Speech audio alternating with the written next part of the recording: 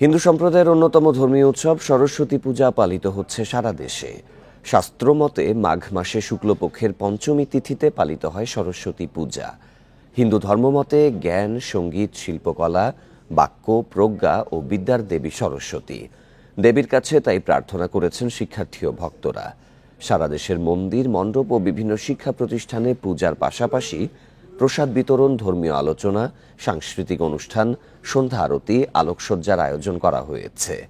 দেশের সব শিক্ষা প্রতিষ্ঠানে আজ ছুটি। ঢাকেশ্বরী মন্দিরে সরস্বতী পূজার আয়োজন করেছে মহানগর সার্বজনীন পূজা কমিটি। ঢাকা বিশ্ববিদ্যালয়ের জগন্নাথ হল কেন্দ্রীয় পূজা মণ্ডপ ছাড়াও বিভিন্ন হলে চলছে পূজা।